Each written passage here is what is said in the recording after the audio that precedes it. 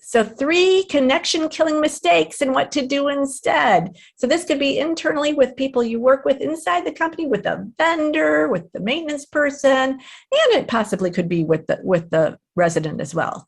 So let's look at the first mistake. And here we are. It is staying silent when things are running smoothly. What do you make of that? What do you think that means?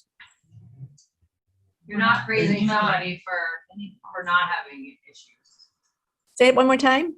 Like you're not praising anyone for like positive things. Exactly. Yeah, you're just focusing on, when things go wrong, we hear about it, but when things go right, it's silent.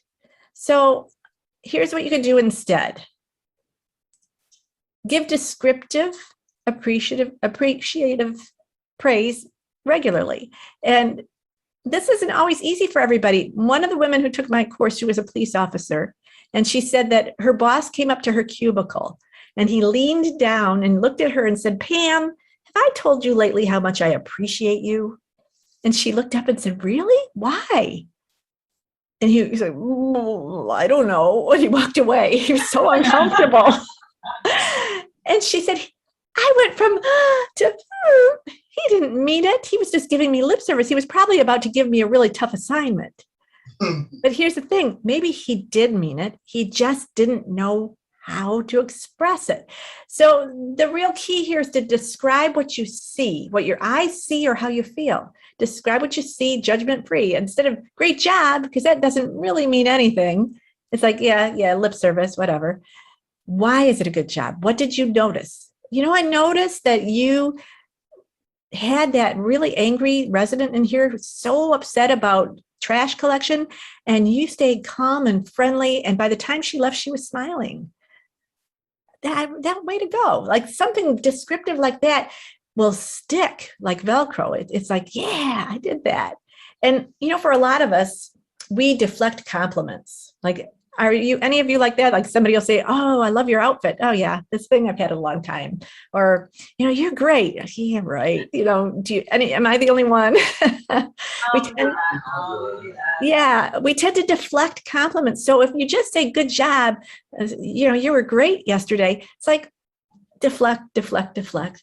But when you describe what you see and what you noticed, it's hard to deflect because you see the validity of it, and then the person can own it. So it's just a better skill to make a habit of appreciating people, of telling them what they did that made your life better, or that inspired you or helped you in some way. And we could do that for each other. We could do that, up and down the chain. Sometimes the big boss never gets a compliment. So it's something we could do descriptively. Another one is and then the next one is to be a heliotropic leader. And you think, what is that? This is research out of University of Michigan, and they have a leadership study. And then there was a book written about it called "Be the Sun, Not the Salt." So what this means is, let's say you have a plant sitting on the windowsill.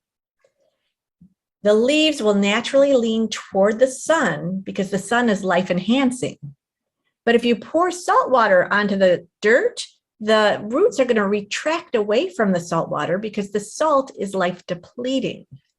And just like that, you could be the sun or the salt for the people you work with the residents, with yourself. You might be salting your own roots by saying, "why did I do that? Why? I should have done that. I didn't do that." We self-blame. It's like, don't do that. Don't salt your roots. We want to be a mentor to others, not a tormentor. We want to be the sun, not the salt. And if you just think, am I being the sun right now? I'm feeling salty right now. Maybe I should pause and come back to this conversation when I can be the sun. It's just that little something more you could do to help notice in the moment how you're feeling and what you're doing. Does that make sense?